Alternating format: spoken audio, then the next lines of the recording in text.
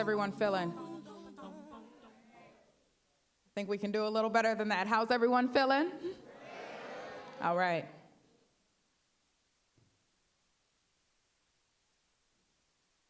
The soil has seen so much where I grew up, has swayed with history and waltzed with the heartbeats of brown skin, a romance kissed on the lips of generations long before I arrived here. I paddle my feet across this very dirt, tracking over footprints so deep I stumble in the ridges, swing on trees where strange fruit dangled, where my people became one with the bark, turn corners on the tips of angels whose wings lie like murals on tops of shoulder blades, scarred and beaten but not defeated. This route I take daily. The soil has seen so much where I grew up,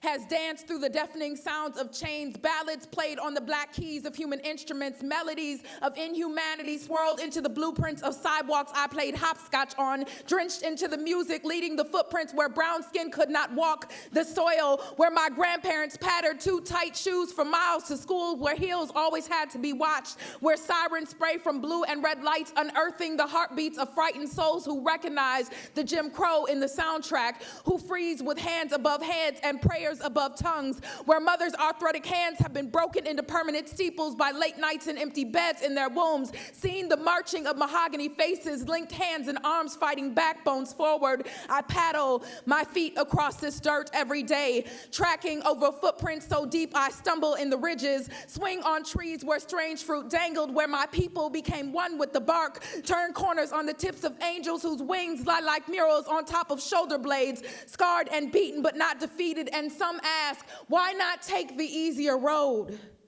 the less scenic route? Why not be like those who walk with their eyes closed to history, as though it would stop guiding the way of our future if we just ignored it, as though the drum in our blood could stop beating if we just stopped listening to the snare line? I stay because I have to, because every day I wake with one more opportunity to allow my feet to pat and turn corners through neighborhoods where my grandparents' heads were first down. My neck has the duty to stay in alignment with the sky. My mind has the responsibility to shove deeper grooves into the ridges my youthful feet are only just beginning to understand the depth of. I say this because this is the world the meek shall inherit, that my children's minds will make home in. You ask why I take this route, because it chose me, because every time I tried to act like the push from behind me wasn't there, I hit the ground trying to carry the weight from the facade. This, I do it because there is too much before me and too much after me to pretend like I don't see the hands of ancestors lying like angel wings, interlocked with the steel of revolutions, holding my feet up from birth,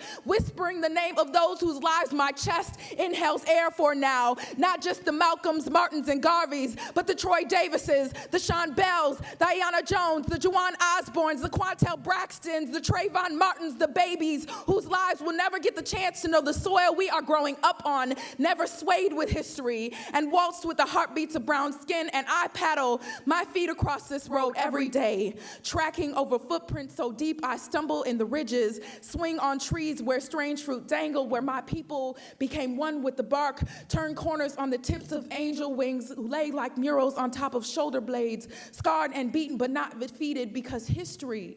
is a map to tomorrow's understanding, addressed to those who are unafraid to get to know the soil. I walk this road because it's my duty as one of tomorrow's leaders to continue to develop what was planted.